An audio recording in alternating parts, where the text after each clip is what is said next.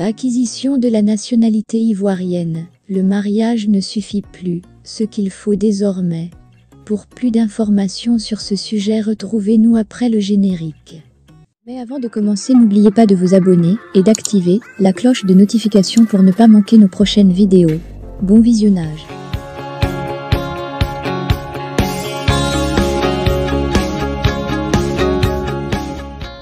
Le projet de loi modifiant la loi N-61-415 du 14 décembre 1961 portant code de la nationalité tel que modifié par les lois N-72-852 du 21 décembre 1972, N-2004-662 du 17 décembre 2004 et N-2013-654 du 13 décembre 2013, a été voté à l'unanimité par les députés de la Commission des Affaires Générales et Institutionnelles.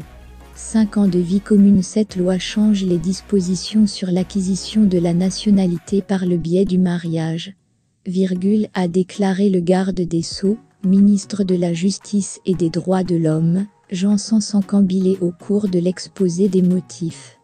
L'État a le dernier mot. Le garde des Sceaux précise toutefois que c'est au gouvernement qu'appartient la dernière décision de l'acquisition, ou non, de la nationalité ivoirienne aux conjoints étrangers. En tout état de cause, le projet de loi prévoit que la nationalité ivoirienne n'est acquise qu'à la date de l'acceptation de la déclaration par l'administration. Cependant, le gouvernement peut, par décret, s'opposer à l'acquisition de cette nationalité dans le délai d'1 an qui suit l'acceptation de la déclaration de nationalité ivoirienne souscrite par l'intéressé. En outre, le conjoint étranger perd la nationalité ivoirienne si son mariage avec un Ivoirien est déclaré nul par une décision de justice applicable en Côte d'Ivoire. L'acceptation de la déclaration d'acquisition de la nationalité ivoirienne du conjoint étranger est matérialisée par un arrêté du ministre de la Justice.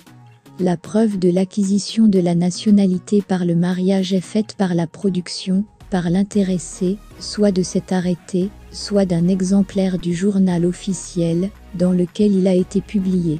De même, la perte de cette nationalité acquise par mariage est constatée par un arrêté du ministre de la Justice, que cette perte soit consécutive à l'annulation du mariage ou au divorce par consentement mutuel intervenu avant l'expiration de la 10e année du mariage, article 12 de la loi relative au divorce, et à la séparation de corps, a-t-il soutenu.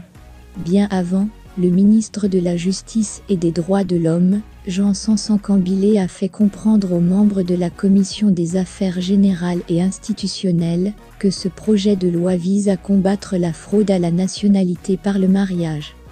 Car la multiplication des mariages était un moyen de contourner la procédure ordinaire de naturalisation.